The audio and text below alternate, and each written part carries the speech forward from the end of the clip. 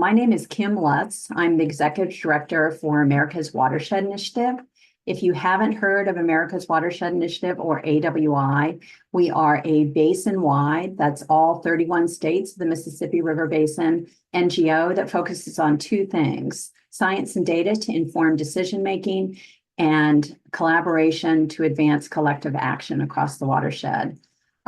We're really pleased acting on that science and data to inform decision-making part of our mission to have our board member, Barb Kleiss, with us today. Barb is the research professor and coordinator of the River Science and Engineering program at Tulane. And across her career, she's focused extensively on rivers and wetlands of the lower Mississippi River. And prior to Tulane, she directed numerous large-scale interdisciplinary research projects for both the U.S. Army Corps of Engineers and the U.S. Geological Survey. So we're just delighted to have Barb with us today. And with that, I'm going to turn it over to Barb. Good afternoon. I'm so glad that everybody can be here. I wanted to start out with just a little bit of geographic background. I physically sit in Clinton, Mississippi, just outside the other Mississippi River Delta, the one that is said to start at the lobby of the Peabody Hotel in Memphis, Tennessee, and move towards Catfish Row in Vicksburg. This delta is formed by the Mississippi alluvial plain, and thus it has a fine alluvial mud and is famous for its mud. And so it's only logical that we might work on sediment here. And to play on this, a couple of our most famous local musicians, Muddy Waters in the black and white picture, was born in Rolling Fork, Mississippi, moved to Clarksdale, and used to play down in the creeks, and therefore got his nickname Muddy. And then to pun a little bit on one of our other famous musicians, B.B. King, maybe the thrill isn't gone, but the silt is gone. And today we're going to talk a little bit about why that might be and why you might care. My first effort right off the top of the bat is I want to acknowledge the people here who have helped me with this program. No interdisciplinary science is done today without a team. And many people have helped, but particular, I'd like to call out my colleagues at Tulane University, Meade Allison and Ehab Maselli, colleagues at the U.S. Army Corps of Engineers, particularly David Biedenhorn, Autumn Murray, and Andy Ashley, and also very important colleagues at the USGS, including Ryder Myers, Dan Crows, and Jenny Murphy. So why should you care about the Mississippi River? Why and the sediment load of the Mississippi River? Well, that answer depends a lot on where you sit in the Mississippi River Basin. If you're up in Wisconsin, Minnesota, near the boundary waters, the thing that really drives you about sediment is that you want your recreational waters to be crystal clear. You want there to be light attenuation, growth to support recreational activities, and you want the aesthetics to be good. And having too much sediment in the river is always a problem for the folks there. Conversely, if you're in the lower part of the river, you're much more used to muddy waters because now the Missouri River has entered the system. And by the time you're in South Louisiana, you're really concerned about not having enough sediment to maintain and to restore and to fertilize the wetland system that's on the Louisiana coast. And so your perspective on suspended sediments depends a lot on where you're located and what your perspective is on the rivers. So this has come to be a very classic figure that describes what we believe to be the history of the sediment load of the Mississippi River. Robert Meade and John Moody put this together about you were around the year 2000, 1995 to 2000. And this is their idea of what the sediment load of the river looked like in 1800 versus 1980. The width of the brown is proportional to the perceived sediment load of the river. And now we need to clarify that in 1800, nobody was measuring sediment with any regularity, nevertheless, of any of these tributaries. So this is an impressionistic concept based on the journals of Lewis and Clark, results of Abbott and Humphrey's study that was done for the Department of the Army at the time, and even some observations reported by Mark Twain. So we can't say that it has strict scientific validity, but it gives us a good impression. And when we look at 1980, we see very much that the contributions from the Missouri River have declined markedly. And we also see the Atchafalaya Red River distributary, where part of the water and sediment leaves the river before it gets to the Gulf of the mouth of the Mississippi. So this leads us to suspect, and what has been promoted in several places, that the reason why the sediment load of the Mississippi River has declined is because of the huge dams on the Missouri River system. And this is definitely something that needs to be looked at extensively. There's 6 dams that have a combined 73.4 million acre feet of storage. The Lake Oahe has a maximum depth of 205 feet, and we know that by the time we get to Gavin's Point, the river in Gavin's Point outside of the Lewis and Clark Lake, that there's essentially a 0 sediment load. But we also know this, that by the time we come down to Hermann, Missouri, if we look at the sediment concentrations and loads there, that the Missouri River has picked up about 50% of what it was before, and there is still more than 50% of the change in the sediment load of the Mississippi River that's unexplained. This can be reinforced by more modern calculations that Jenny Murphy has done. If we look at Hermann, Missouri and St. Francisville, Louisiana, we see that particularly during high water, there continues to be a significant decline in sediment concentrations and sediment loads up into the present. And recall that the final lake, the final reservoir on the Missouri was put into operation in 1964. So this is occurring 60 years later, that we're still seeing declines in the sediment loads long after we would expect the Missouri River or the system to have equilibrated from the construction of those. So what's happening? Well, like many things in science, the answer is more complicated and perhaps more interesting than just a single answer, a single solution. And we're going to put forward these 8 hypotheses of ways that the sediment is declining, causes for sediment decline, and there's probably many more than this. We mentioned briefly reservoirs and dams already. Those of you familiar with the watershed know that there's a lot of work on agricultural best management practices and land use changes to conserve topsoil loss as compared to 100 years ago. So that certainly contributes. But I'm going to use the rest of my time this afternoon to talk about a couple of newer areas that we've been working with in our group: bank caving and then floodplain deposition. I suspect everyone on this call is familiar with the Fisk maps. These show the many meanders and meander belts of the Mississippi River since the advent of the Pleistocene. And now they're available as posters or even as frame pictures for your study.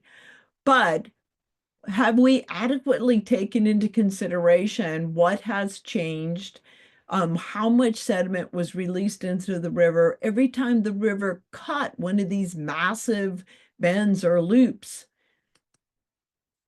And the dynamic river was something that's really great and really amazing, unless you're trying to maintain a flood control system or a navigation system. So as early as the mid 1850s, for sure by 1870s, the Corps of Engineers was about the business of trying to stabilize the banks.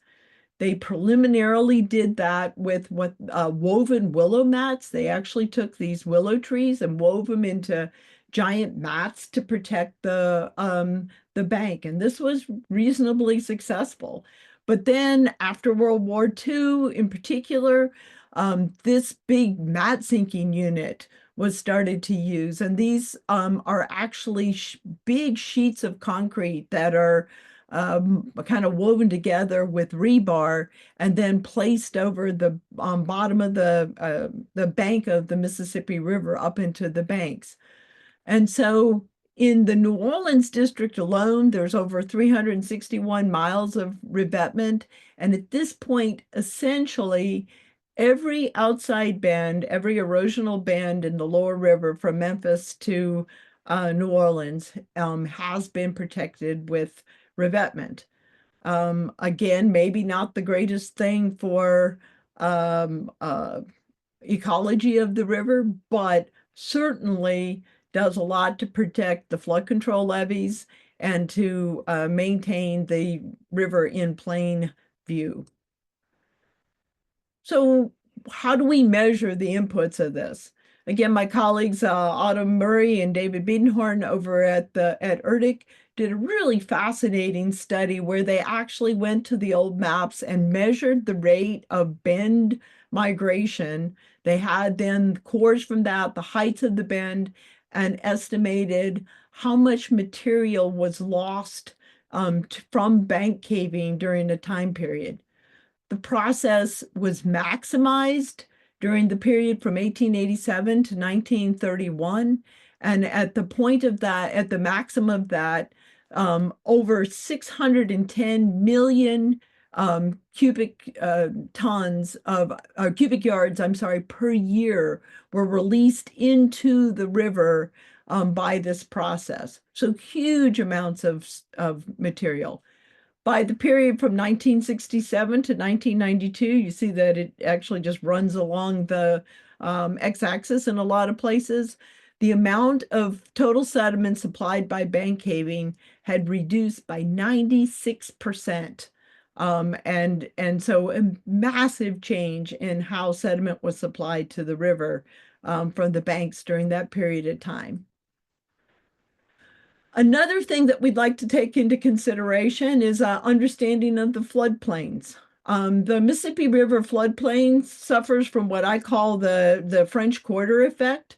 Most of the people in the country have seen the Mississippi River from the levee at St. Louis Square, at Jackson Square, with a hurricane in their hand.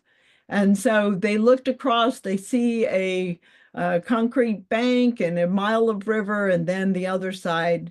But they don't always realize that if you just go upstream a little bit, this red arrow represents the old river control complex, that the distance in the Batcher, the area between the levees, can be as wide as 14 miles. It turns out that the area between say Baton Rouge and Memphis, that's encapsulated, it's in this area, this Batcher area or the Mississippi River floodplain, is 1.8 million acres. So a very large intact forested area, but a fragment of what it was naturally, but still an incredible resource. So how does this area function with regards to suspended sediment capture? And what we started looking at there is we started looking at that Can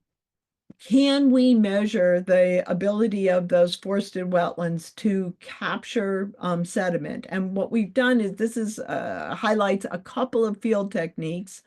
One is a very simple one. It's the placement of feldspar, white feldspar clay on the forest floor, and then returning the next year after the high water and measuring the amount of mud that is deposited above that. And here's another, as we take a core, you see the 2.5 centimeters of deposition at this particular site above the marker horizon. Another technique is to use beryllium-7, which is a atmospherically produced cosmogenic nuclide. And when you measure when you can measure its deposition in a core in the floodplain right after the high water has receded. So what we've done here is that these are areas at Cat Island National Wildlife Refuge. This is St. Francisville, Louisiana, Bayou Sierra. And these are measurements using one or the other of those techniques where we've measured typically, a 0.5 centimeter or so, but in a few cases, like down here, we measured as much as 25 centimeters per year deposition on the natural levee, the building levee of the Mississippi River. By putting this all together and looking at indices like the inundation of duration and the proximity to the channel, the particle size, we've been able to determine that that one section between Old River Control and Bayou Sierra captured as much as 10% of the suspended sediment load of the Mississippi River, or an estimated amount of 2 superdomes of sediment annually, just in that one small section of the river. So again, spread out over 1.8 million acres, this could be a significant component of the sediment capture of the river, and a reason why the concentrations in the river are declining.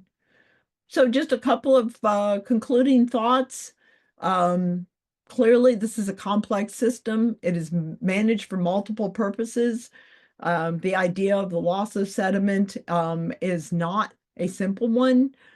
We do understand now that the Mississippi River is not merely a pipeline. Some people have called it a concrete pipeline of water and sediment to the open Gulf. There are multiple sinks and sources. Still, are suspended sediments a curse or a boon? It depends, but perhaps the most important part is, are we attaching adequate value to the Mississippi River water and its sediment? Are we using it to its maximum advantage? And with that, I'll end and stop sharing. Thanks so much, Barb. And as you can see, Barb has just a wealth of experience, and we only gave her 15 minutes. So, so this is just to wet your whistle and to alert you to some of the exciting research that's going on. So at this point, with 10 minutes remaining, we'd love to hear from you all, because there's so many people on the call. If you could type your questions into the chat, Barb would be glad to answer any questions you might have about this topic.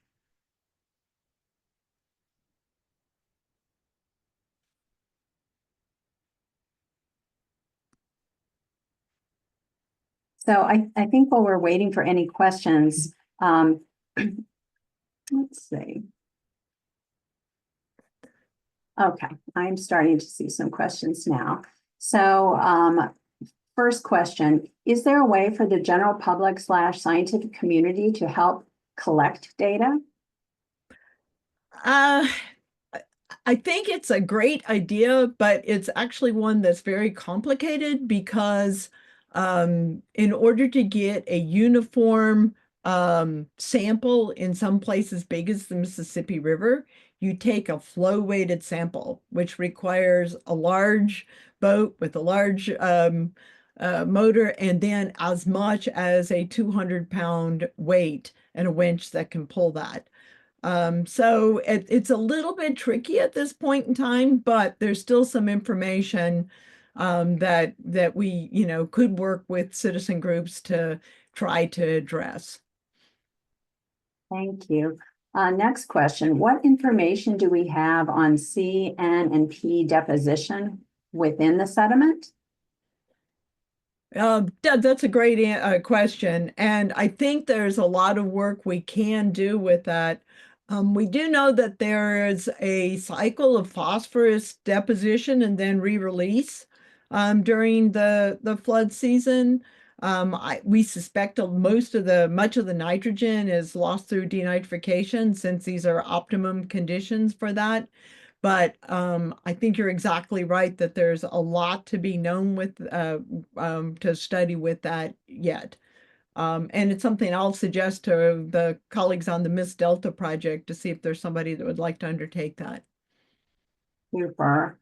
The next question is raised that there are some important sediment transportation concerns in the various basins that make up the Mississippi River.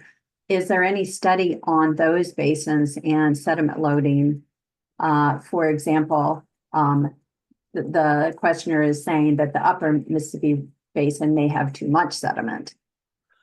So there's the beginnings of some of those. Some of the references that I put in the report, some other studies for a good place to start would be a 2017 report that Meade Allison did for the Corps of Engineers that puts together information from the Missouri and the Upper Miss and then compares it to historical data. And so I think there's the beginnings of it, but I don't think that there's been a comprehensive study that's done over time and over place within the basin. And it is a good idea to spend more attention on that. And another attendee is asking, kind of per what you just said, about additional information. And I do want to share here that we will be sending the complete transcript that will show the slides to all attendees, as well as putting it on the website. So you'll have that information along with Barb's narrative coming up. So I'm going to go to the next question. What is the largest data gap impacting our understanding of the system? I think our largest data gap actually is not suspended sediments, even though I just talked about that. The one that we don't know very much about is the bed load, and that's the material that moves along the bed of the river that occasionally during high flow goes into the suspended phase, and then during low flow goes back to the bed. And we have very few measurements of that. And that is actually probably the load that impacts things like dredging and what we probably need to use for restoration as much as any of the other fractions of it, but we don't know very much about it at all. Super, thank you. Can you further explain the land loss in coastal wetlands? Well, there's an interesting, there's lots and lots of information on that, but let me just summarize it as quickly as I can. Many of the coastal wetlands were deposited during a period of time of relatively stable sea level rise from riverine sediments. At this point in history, we have a combination of sea level rise, and subsidence, and a decrease in the riverine sediments. So in a lot of ways, the coastal wetlands are being impacted by multiple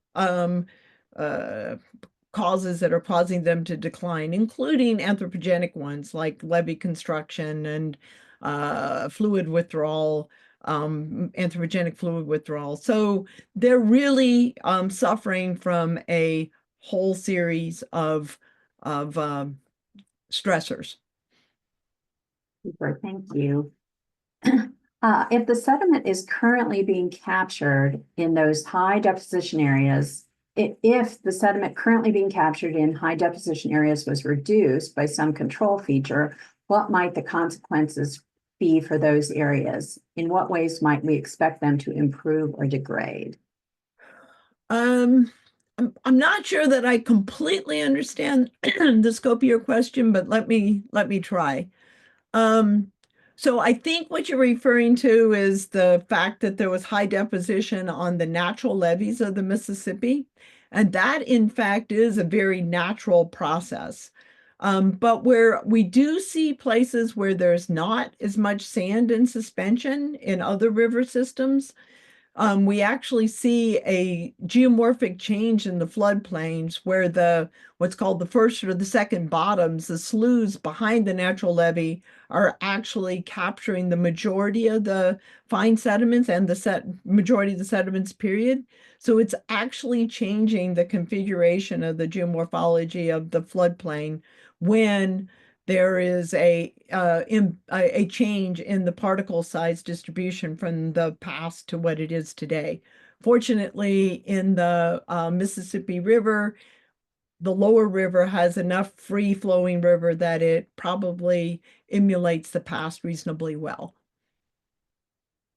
I think we can get to two more questions. With the extensive studies and decline in sediment composition and size downstream of Memphis to the Gulf, what relevance would you assign to upstream sources and stream power? Interestingly, stream power has been increasing, which is not what we would really expect, but it's been well documented that the stream power on the lower river is increasing because of the cutoff program of the 1930s and 1940s, where the course of the river is actually shorter than it was previously. And so that actually gives us the ability to carry more sediment, but there is less sediment being supplied to the river. So we kind of have a incongruity, if you will, there of how much sediment could be carried as compared to how much is. And so I think that upstream sources, but then particularly in-stream sources, has more of an impact on on the decline that we're seeing today rather than the power of the stream. Has there been any effort to look at the potential for resuspension of the sediments deposited in the batcher, i.e. perhaps the net deposition is not as large? Yes, actually, we go back to the same sites, the sites in Cat Island National Wildlife Refuge. We've actually been there for 3 years in a row. And so our measurements are actually annual measurements based on 3 years worth of data collection, which then also considers resuspension. And I do think that resuspension is an issue. In one of the studies I did in the Cache River in Arkansas, we actually saw a clear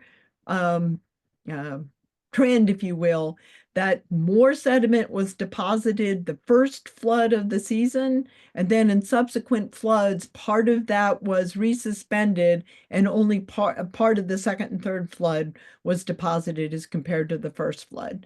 And I could talk about that in more detail, but you actually have a good thought there. It is definitely a process that we find in there.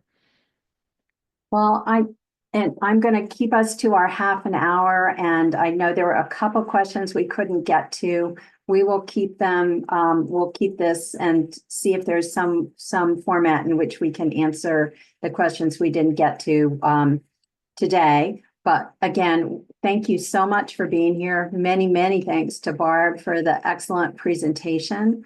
All of you will be receiving a very short survey, basically asking you if you have other topics you'd like to see us cover. We hope to do this monthly. So if you have suggestions on topics or people, we'd love to hear that, as well as your feedback on today's presentation. So with that, again, our thanks, and we will see you again at future webinars. So thank you all.